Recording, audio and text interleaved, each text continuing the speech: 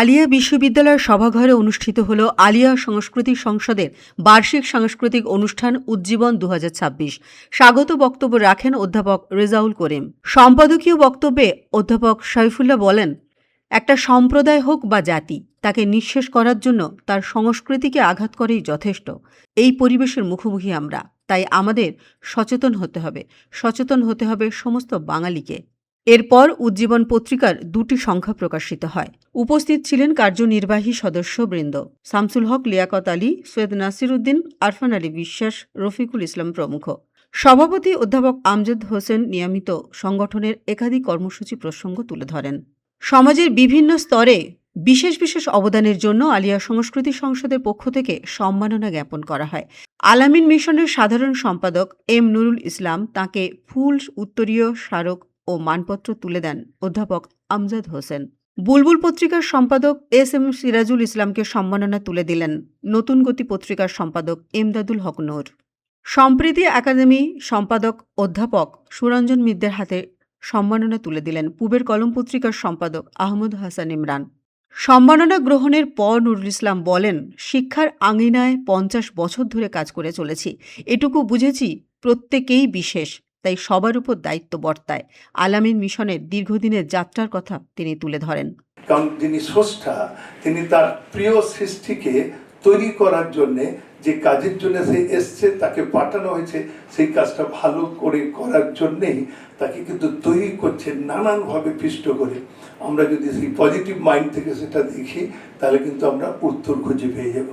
আমরা শুরু করেছিলাম ৫০ বছর আগে। আমি তখন একটা মাদ্রাসার ছাত্র, একটা স্কুল দিয়ে, একটা মাদ্রাসা দিয়ে আমার জীবন শুরু তৈরি করার মধ্য দিয়ে। কিন্তু ৪০ বছর আগে যেটা বললেন, 7টা ছেলে নিয়ে আমাদের এই সংসার আল আমিন মিশন পরিবারের পথ চলা শুরু হয়। আজকে ৪০ বছরে একেবারে রানিং যারা আছেন ২০ থেকে ২৫,০০০ মানুষের সংসার, যারা ছাত্র ছাত্রী এবং শিক্ষা কর্মী বন্ধুরা আছেন তাদের নিয়ে, এবং তার প্রত্যক্ষ এবং পরোক্ষ প্রভাব দেখছেন।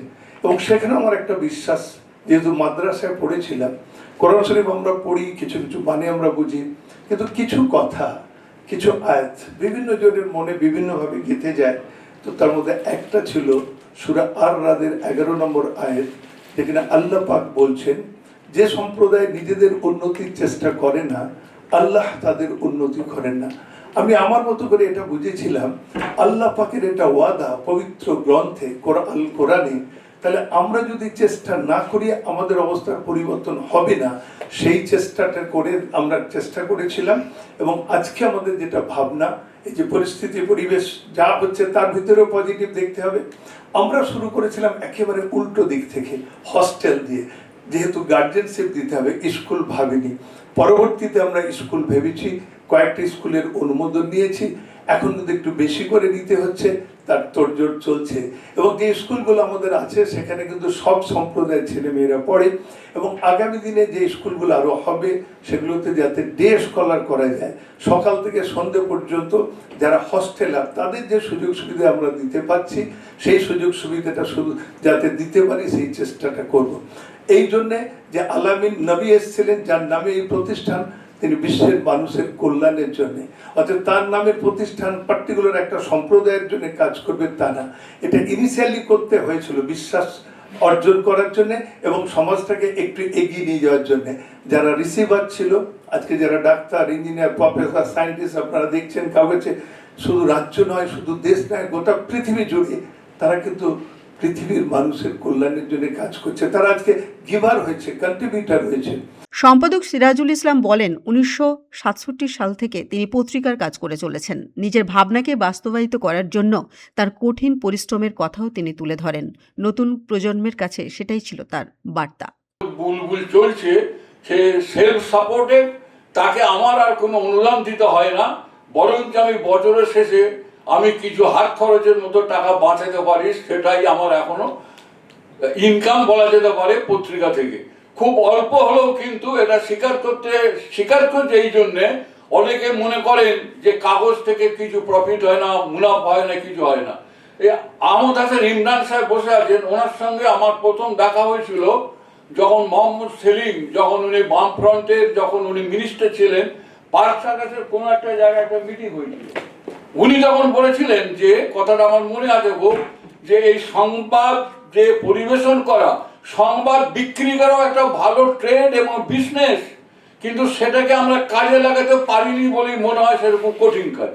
ঠিক এই কথা বলেছিলেন উনি। পরবর্তীকালে তখন ওনার কলম ছিল মাসিক, তারপরে সাপ্তাহিক, তারপর উনি দৈনিক কাগজ করে উনি কথাটা, ওনার যে কথা বলেছিলেন সেটা কিন্তু প্রমাণ করে দিলেন যে সংবাদ বিক্রি করে চালানো যায়, সংবাদ বিক্রিটাও একটা বিজনেস। আর আমরা মনে করতাম যে সংবাদ বিক্রি করা বা এই সাহিত্য করা, সংস্কৃতি করা একটা সামাজিক কাজ। আমরা না খেয়ে থাকবো, না পড়ে থাকবো, আমাদের কোনো চিন্তা ভাবনা থাকবে না, আর্থিক কোনো ভাবনা চিন্তা আমরা করবো না, শুধু পকেট থেকে দিয়েই যাব। এই চিন্তাটা যে ভুল ছিল আমি ওনার কাছ থেকে শিখেছিলাম, উনি বলেছিলেন সেখানে। তারপর আস্তে আস্তে এই পত্রিকা চলতে চায় না, কোনো জিনিসই চলে না, কিন্তু জেনে রাখবেন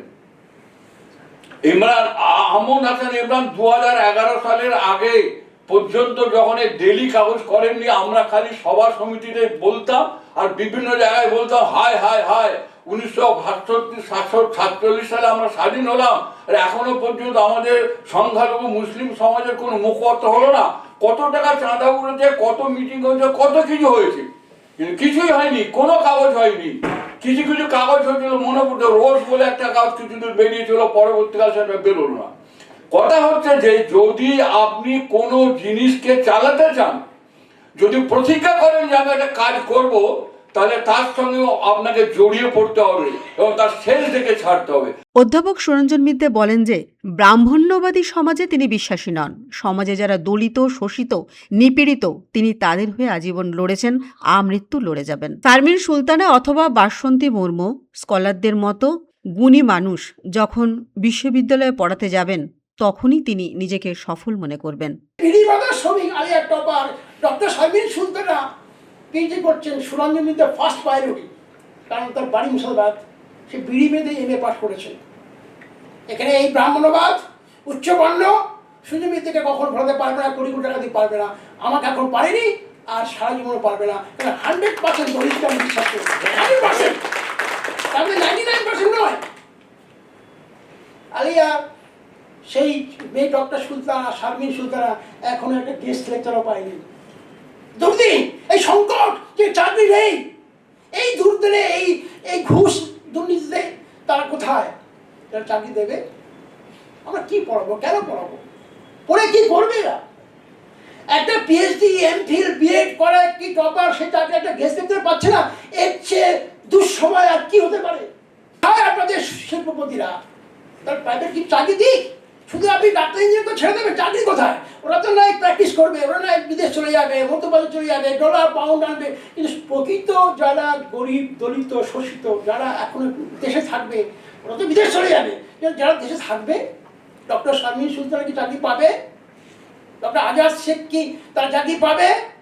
তারা কি এখানে বাসন্তী মুর্মু আছে, তারা দাঁড়াবে? বাসন্তী মুর্মু একটা দলিত সমাজের একটি ট্রাইবাল মেয়ে, সে কি বিশ্ববিদ্যালয়ে যেতে পারবে? যদি না পারে, তাহলে আমার ধস্ত সংকট আমাদের কাছে চিনে নেবে যে এদের কি আমরা বিশ্ববিদ্যালয়ে আনতে পারবো না, কেন পারবো না? আলিয়া সংস্কৃতি সংসদের পক্ষ থেকে সাহিত্যিক সৈকত রক্ষিত পেলেন মুশাররফ পুরস্কার। প্রতিক্রিয়া স্বরূপ তিনি বলেন, পুরুলিয়াতে যে বিষয়গুলো নিয়ে কোনো দিন লেখালেখি হয়নি, সেই বিষয়ই তিনি নির্বাচন করেছিলেন নিজের লেখায়। রোকেয়া পুরস্কার পেলেন সাংস্কৃতিক ব্যক্তিত্ব আশরাফি খাতুন। তিনি তার জীবনের ওঠা পড়া কঠিন লড়াইয়ের কথা তুলে ধরেন। শহীদুল্লাহ পুরস্কার পেলেন সমাজসেবক অধ্যাপক এনামুল হক। তিনি বলেন, আমাদের দেশ সহাবস্থানের দেশ, সম্প্রীতির দেশ। এদেশের মর্যাদা রক্ষা করা আমাদের দায়িত্ব, আর ভাষাকে আমাদের বাঁচাতেই হবে। আলিয়া সংস্কৃতি সংসদের পক্ষ থেকে এই পুরস্কারগুলো হাতে তুলে দিলেন যথাক্রমে রফিকুল ইসলাম, আফসার আলী ও আলমগীর রহমান। অনুষ্ঠানের মধ্যে নতুন প্রতিভা 17 বছরের বয়সের রামসার ওয়েস, যিনি 5টি ফিকশনধর্মী রচনা লিখেছেন। আলিয়া সংস্কৃতি সংসদের পক্ষ থেকে তাকে সম্মাননা জানানো হয়। অনুষ্ঠানের শেষ পর্বে নতুনদের নিয়ে আলিয়া সংস্কৃতি সংসদ আবু সুফিয়ান, নার্গিস পারভিন, দিন মোহাম্মদ শেখ, জুলেখা সুলতানা, মোহাম্মদ সামিম নাসরিনদের লেখা বই প্রকাশিত হয়। এই গ্রন্থগুলোর মুখবন্ধ সম্পাদনা এবং অন্যান্য কাজে সাহায্য করেছেন যারা, তারা হলেন আলিমুজ্জামান, ইনাসউদ্দিন, আবু সুফিয়ান, অধ্যাপক সাইফুল্লাহ, অধ্যাপক আবু রাইহান, চন্দন মিত্র, তাজিমুর রহমান, অরুণ পাঠক ও অন্যান্য সক্রিয় সদস্যবৃন্দ। নতুন গতি পত্রিকার সম্পাদক এমদাদুল হক নূর মুসলিম সমাজ পত্রিকা পরিচালনার নানা প্রতিকূলতার কথা তুলে ধরেন। শিক্ষিত সমাজের একাংশের সাহিত্য, সংস্কৃতি ও জ্ঞান চর্চার প্রতি উদাসীনতা নিয়েও তিনি উদ্বেগ প্রকাশ করেন। অনুষ্ঠানে মূল্যবান বক্তব্য রাখেন আহমদ হাসান ইমরান। সাহিত্য ও সংস্কৃতির ক্ষেত্রে সংকটের পাশাপাশি অস্তিত্ব নিয়েও সংকট তৈরি হয়েছে। মুসলিম মনীষী ও স্বাধীনতা সংগ্রামীদের ইতিহাস ভুলিয়ে দেওয়ার চেষ্টা চলছে। তিতুমিরের নামে নামাঙ্কিত সভাঘরের নাম পরিবর্তন, সোহরাওয়ার্দী এভিনিউয়ের নাম বদল সহ অন্যান্য প্রসঙ্গও তিনি তুলে ধরেন। এই পরিস্থিতি থেকে উত্তরণের জন্য জাতি, ধর্ম নির্বিশেষে গণতান্ত্রিক পদ্ধতিতে জনমত গড়ে তোলার আহ্বান জানান ইমরান। আলিয়া সংস্কৃতির সংসদের পক্ষ থেকে পত্রিকা উদ্বোধন এবং সাংস্কৃতিক এই অনুষ্ঠানে শ্রোতা ও দর্শক ছিল নজরকাড়া। সারাদিন ব্যাপী এই অনুষ্ঠান বিশেষভাবে প্রভাব ফেলেছে সাংস্কৃতিক মহলে। শাহনারা খাতুনের সঙ্গে ক্যামেরায় মনিরুল ইসলাম, পূবের কলম ডিজিটাল।